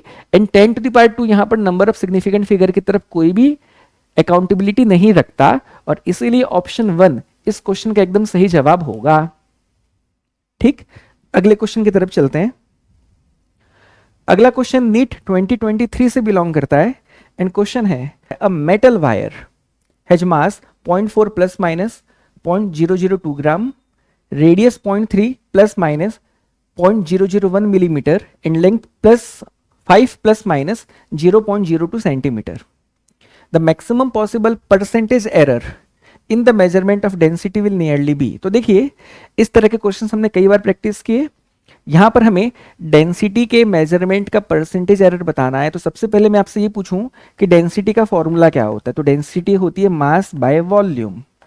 तो क्योंकि यहां पर हमारे पास दी हुई बॉडी एक वायर है, तो वायर का शेप क्या होता है, तो डेफिनेटली वायर का जो शेप होता है वो सिलेंडर होता है, सिलेंड्रिकल शेप में वायर होती है, और एक सिलेंडर का जो वॉल्यूम होता है वो होता है पाई आर स्क्वायर एल, जहां पर आर उस सिलेंड्रिकल वायर के रेडियस की वैल्यू हो जाएगी, रेडियस ऑफ क्रॉस सेक्शन हो जाएगी, एंड यहाँ पर एल हमारी वायर की लेंथ हो जाएगी। तो अगर मैं आपसे ये पूछूं what will be the percentage error in the measurement of density, तो आप क्या जवाब देंगे, it will be equal to delta M by M into 100, yes और नो, प्लस पाई में कोई एरर नहीं है तो उसके एरर की वैल्यू 0 है, तो 0 को ऐड करने की जरूरत नहीं है। आर स्क्वायर के लिए हो जाएगा 2 times of delta R by R into 100, already सब चीज बताई गई है आप लोगों को। एल के लिए हो जाएगा delta L by L into 100। यहाँ पर डेल्टा एम मास के मेजरमेंट का मीन एब्सोल्यूट एरर है, एम ट्रू वैल्यू है। डेल्टा आर यहाँ पे आर के मेजरमेंट का मीन एब्सोल्यूट एरर है, आर ट्रू वैल्यू है। डेल्टा एल यहाँ पर लेंथ के मेजरमेंट का मीन एब्सोल्यूट एरर है, एल उसकी ट्रू वैल्यू है। सो फाइनली मास के मेजरमेंट के दौरान ये वाली जो क्वांटिटी आप देख रहे हो ये हमारी है मीन एब्सोल्यूट एरर, और ये हमारी वैल्यू है ट्रू वैल्यू, मीन्स 0.4 हमारे मास की ट्रू वैल्यू है। सिमिलरली ये वैल्यू जो आप देख रहे हैं ये हमारे रेडियस की ट्रू वैल्यू है, और ये हमारी रेडियस की क्या हो जाएगी, mean absolute error. Similar way में ये हमारी लेंथ की ट्रू वैल्यू है, और ये हमारी लेंथ की क्या हो जाएगी, ये हो जाएगी हमारी मीन एब्सोल्यूट एरर। तो फाइनली पुट कर देते हैं, तो डेल्टा एम की वैल्यू हो गई 0.002 divided by 0.4 into 100 plus twice into delta R की वैल्यू हमारी हो गई 0.001 डिवाइडेड बाय आर की वैल्यू है 0.3 इंटू 100 प्लस डेल्टा एल की वैल्यू है 0.02 डिवाइडेड बाय एल की वैल्यू है 5 इंटू 100। बस सॉल्व करते ही answer. So finally delta rho by rho into 100 की जो वैल्यू आएगी वो क्या आएगी देख लेते हैं, और हम आंसर को सिलेक्ट कर लेंगे। सो फाइनली देखिए अगर मैं 100 मल्टीप्लाई कर दूं 0.002 से, तो ये 0.2 हो जाएगा। 0.2 बाय 0.4 में पॉइंट पॉइंट कैंसिल होकर के 2/4 बचेगा। 2/4 को 1/2 लिख सकता हूँ। 1/2 is nothing but 0.5% plus. Now अब बात करते हैं यहां पर। अब अगर मैं 0.001 से 100 मल्टीप्लाई करूं तो मुझे मिलेगा 0.1। 0.1 बाय 0.3 को 1/3 लिख सकते हैं। 1/3 से अगर मैं 2 मल्टीप्लाई करूं तो 2/3 आ जाएगा। एंड 2/3 को हम लिख सकते हैं 0.66% प्लस। अब यहां पर अगर मैं 0.02 से 100 मल्टीप्लाई करूं तो हो जाएगा 2। 2/5 की वैल्यू हो जाएगी 0.4। तो फाइनली आप देख सकते हैं तो ये हो जाएगा 6।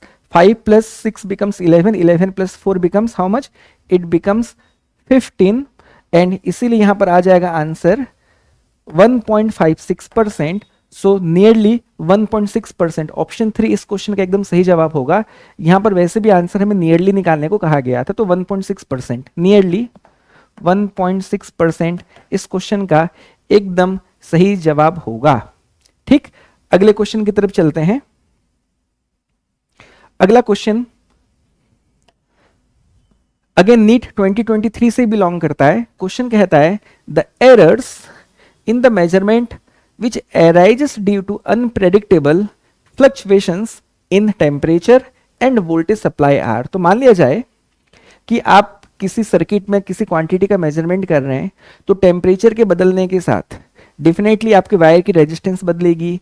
वोल्टेज फ्लक्चुएशन के साथ भी डेफिनेटली आपके सर्किट में फ्लो होने वाली करंट बदल सकती है। उसके थ्रू आपका हीट एनर्जी बदल सकता है, उसके थ्रू आपके रेजिस्टेंस में भी बदलाव आ सकता है। तो कह रहा है कि unpredictable fluctuations in temperature end voltage के थ्रू जो एरर होता है इनमें से कौन सी कैटेगरी में आता है।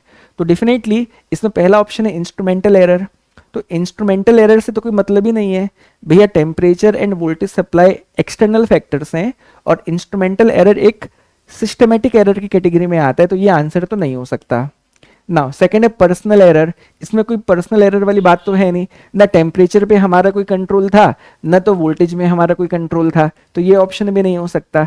लिस्ट काउंट एरर, तो लिस्ट काउंट एरर तो हमारे इंस्ट्रूमेंट के लिस्ट काउंट के लिमिटेशन के कारण होता है, और यहाँ पर इंस्ट्रूमेंट से तो कोई मतलब ही नहीं है, और डेफिनेटली इसीलिए आंसर रैंडम एरर्स होगा। रैंडम एरर रैंडमली वेरी करते, मैंने बताया था कि रैंडम एरर की वैल्यू जो होती है वो बोथ साइडेड होती है। कभी कभी हम ट्रू वैल्यू से ज्यादा भी निकाल लेते हैं और कभी कभी हम ट्रू वैल्यू से मेजर्ड वैल्यू कम भी निकाल लेते हैं। और क्योंकि रैंडम वैल्यू रैंडमली वेरी करती है, और क्योंकि यहाँ पर टेम्परेचर एंड वोल्टेज बढ़ भी सकते हैं, कम भी हो सकते हैं, तो बढ़ेंगे तो एरर एक तरफा होगा, कम होगा तो एरर दूसरा तरफा होगा। मतलब यहाँ पर एरर ज्यादा भी आ सकती है, मींस पॉजिटिव साइड भी आ सकती है, नेगेटिव साइड भी आ सकती है। टेम्परेचर एंड वोल्टेज के फ्लक्चुएशंस में अगर पॉजिटिव इफेक्ट है, अगर इंक्रीमेंट है, तो एरर एक तरफ का एरर आएगा। अगर वैल्यूज में डिक्रीमेंट है, किसकी, टेम्परेचर एंड वोल्टेज की, तो जो एरर आएगा वो अपोजिट साइड में आएगा। तो इसीलिए क्योंकि रैंडमली यहाँ पर एरर का वेरिएशन है, ऑप्शन 4 इस क्वेश्चन का एकदम सही जवाब होने वाला है। अगले क्वेश्चन की तरफ चलते हैं। अगला क्वेश्चन नीट 2024 पिछले साल के पेपर का है ना। क्वेश्चन क्या है, the quantities which have the same dimensions as those of solid angle are. तो मैं पहले बता चुका हूं कि सॉलिड एंगल का कोई डायमेंशन नहीं होता, एंगल डायमेंशन लेस क्वांटिटी है। एंगल की यूनिट्स तो होती हैं बट डायमेंशन नहीं होता। तो हमको ये बताना है कि इनमें से कौन डायमेंशन लेस है। ऑब्वियसली ऑप्शन 1 है कि नहीं। देखो plane angle definitely dimensionless होता है। और जहां तक स्ट्रेन का सवाल है, स्ट्रेन 3 तरह के होते हैं। एक होती है लॉन्गिट्यूडिनल स्ट्रेन, एक होती है शेयर स्ट्रेन, और एक होती है वॉल्यूम स्ट्रेन। अगर मैं बात करूं लॉन्गिट्यूडिनल स्ट्रेन की, वो होती है change in length upon length. अगर मैं बात करूं शेयर स्ट्रेन की, उसकी वैल्यू होती है tan थीटा, और कोई भी ट्रिग्नोमेट्रिक फंक्शन डायमेंशन लेस होता है। और अगर मैं आपको बात करूं वॉल्यूम स्ट्रेन की, वो होती है change in volume upon volume. और यहां पर आप देखें तीनों की तीनों स्ट्रेन जो है डायमेंशन लेस हैं, और इसीलिए हमारा आंसर ऑप्शन 1 होगा। ऑप्शन 1 इस क्वेश्चन का एकदम सही जवाब है। अगले क्वेश्चन की तरफ चलते हैं। अगला क्वेश्चन अगेन नीट 2024 कहता है in a vernier calliper n+1 divisions of vernier scale coincides with n divisions of main scale if 1 MST represents 0.1 millimetre, the vernier constant is, देखिए ये जो वर्नियर कांस्टेंट आप देख रहे हैं ना, लिस्ट काउंट को ही वर्नियर कांस्टेंट कहते हैं, बिल्कुल कंफ्यूज्ड मत होइएगा, लिस्ट काउंट को ही वर्नियर कांस्टेंट कहा जाता है और हमको सेंटीमीटर में आंसर बताना है, ठीक है। ये सेंटीमीटर ध्यान रहे आपको, क्योंकि यहां पर आपको जो वैल्यू दी गई थी मिलीमीटर में दी गई थी, बट आंसर पूछा है सेंटीमीटर में। तो कभी कभी होता है क्या कि हम सेंटीमीटर देखते नहीं या फिर ओवरलुक कर जाते हैं, और इसीलिए सही ढंग से सॉल्व करने के बाद भी अपन गलत ऑप्शन को चूज कर लेते हैं, है ना। तो ध्यान रहे। तो यहाँ पर क्या कह रहा है हमको कि 1 मेन स्केल डिवीजन की वैल्यू मुझे मालूम है 0.1 मिलीमीटर, इसको मैं पहले सेंटीमीटर में कन्वर्ट कर देता हूँ, एंड 1 मिलीमीटर की वैल्यू 0.1 सेंटीमीटर होती है, तो ये 0.01 सेंटीमीटर हो जाएगा। पहले ही हमने ये काम कर दिया। और जैसा कि हमें मालूम है वर्नियर कांस्टेंट या फिर लिस्ट काउंट होता है 1 main scale division minus 1 vernier scale division. तो मेन स्केल डिवीजन की तो वैल्यू मुझे मालूम है, मुझे वर्नियर स्केल डिवीजन की वैल्यू नहीं मालूम, बट उसको निकालने के लिए एक रिलेशन दिया है। क्या रिलेशन दिया है हमको बोला है n+1 वर्नियर स्केल डिवीजन की value n main scale division के बराबर है। तो अगर मैं आपसे ये पूछूं 1 वर्नियर स्केल डिवीजन कितना होगा, it will B n/n+1 main scale division. Yes और नो, यूनिटरी मेथड। और इसको मैं लिख सकता हूं n/n+1, and main scale division की वैल्यू कितनी आई थी हमारी 0.01 सेंटीमीटर आई थी। तो अब मुझको वर्नियर स्केल डिवीजन की भी वैल्यू मालूम है, मेन स्केल डिवीजन की भी वैल्यू मालूम है, तो आगे आंसर। तो मेन स्केल डिवीजन की वैल्यू लिख दिया मैंने 0.01 centimetre, minus vernier scale division की वैल्यू आ गई 0.01 टाइम्स ऑफ n/n+1, और यूनिट डेफिनेटली यहां पर सेंटीमीटर है। तो यहां पर अगर मैं देखूं तो 0.01 कॉमन है, तो 0.01 को कॉमन ले लूंगा तो यहाँ पे बचेगा 1 माइनस n/n+1, है ना। तो यहाँ पर अगर मैं n+1 को एलसीएम ले लूं तो यहाँ पर n+1 मल्टीप्लाई होगा, यहाँ पर -n है, सो n+1 माइनस n में plus n minus n cancel होकर के यहाँ पर बचेगा कितना 1 बचेगा, और यूनिट मेरा सेंटीमीटर में मेंटेन रहेगा। सो फाइनली अगर मैं इसे लिखूं तो क्या लिख सकता हूं, इसे फाइनली मैं लिख सकता हूं this will be equal to 1/100 into n+1, and obviously unit centimetre होगी। so answer will be 1/100 into n+1, option 2 इस क्वेश्चन का एकदम सही जवाब होगा, है ना। नीट 2024 के आखिरी सवाल का डिस्कशन करने जा रहे हैं। क्वेश्चन है a force defined by F equal to alpha T square plus beta T acts on a particle at a given time t, the factor which is dimensionless if alpha and beta are constants is, all right। तो हमको ये बताना है कि इस expression में हमको f की value alpha T square plus beta T दिया गया, जहां पर अल्फा बीटा दो कांस्टेंट्स हैं।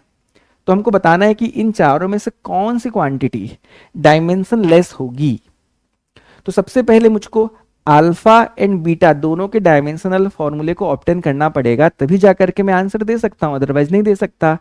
तो हम अल्फा एंड बीटा का डायमेंशनल फॉर्मूला कैसे ऑब्टेन करेंगे, again from the same principle. और कौन सा प्रिंसिपल है, प्रिंसिपल ऑफ होमोजेनिटी।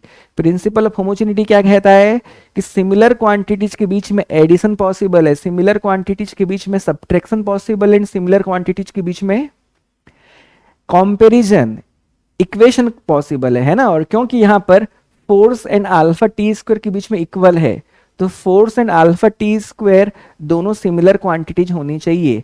क्योंकि alpha T square and beta T के बीच में भी प्लस साइन है, तो इन दोनों का भी जो टाइप है, जो दोनों क्वांटिटीज का नेचर है, वो सेम होना चाहिए। दैट मीन्स मैं कह सकता हूं dimensional formula of force must be equal to dimensional formula of alpha T square must be equal to dimensional formula of beta T. Similar quantities होंगी तीनों की तीनों, इसमें कोई दो राय नहीं है। तो बस इन दोनों को इक्वल करके मैं अल्फा का डायमेंशनल फॉर्मूला ऑब्टेन कर लेता हूं। तो फोर्स का हम जानते हैं m1L1T⁻², अल्फा अपनी जगह पर है, टी स्क्वायर का टी स्क्वायर हो जाएगा। सो फाइनली अल्फा का डायमेंशनल फॉर्मूला टी इसको डिवाइड कर देता हूं LHS में, तो मुझे मिलने वाला है m1L1T⁻⁴। तो इससे मुझको अल्फा का डायमेंशनल फॉर्मूला तो मिल गया। अब इन दोनों को इक्वेट करके मैं बीटा का डायमेंशनल फॉर्मूला निकाल सकता हूं। तो बीटा का डायमेंशनल फॉर्मूला हो जाएगा alpha T square upon T के डायमेंशनल फॉर्मूले के इक्वल, और डेफिनेटली यहां पर ये अल्फा टी होने वाला है। तो अल्फा का डायमेंशनल फॉर्मूला ऑलरेडी मालूम है, उससे हमको टाइम मल्टीप्लाई करना है। तो टी का पावर वन मल्टीप्लाई करते मुझे क्या मिलेगा, m1 l1 t to the power -3। So finally मेरे पास अब अल्फा बीटा दोनों का डायमेंशनल फॉर्मूला है। अब मुझको बताना है इनमें से कौन डायमेंशनलेस होगा। तो देखिए बहुत इजी है जज करना, आप डेफिनेटली जज कर सकते हैं। यहां पर क्योंकि अल्फा है, तो अगर अल्फा के साथ मैं टाइम को मल्टीप्लाई कर दूं, अल्फा के साथ टाइम को मल्टीप्लाई कर दूं, तो मुझको किसका डायमेंशन मिलने वाला है, बीटा का। तो बिना किसी दो राय के ऑप्शन 2 ही इस क्वेश्चन का करेक्ट आंसर होगा। अब अल्फा के साथ टाइम को मल्टीप्लाई कर देंगे तो आपको डेफिनेटली अल्फा के साथ टाइम को मल्टीप्लाई कर देंगे तो आपको बीटा मिलने वाला है। तो क्योंकि अल्फा टी एंड बीटा दोनों का डायमेंशनल फॉर्मूला सेम है, तो alpha T by beta dimensionless हो जाएगा। सो ऑप्शन 2 इस क्वेश्चन का सही जवाब है।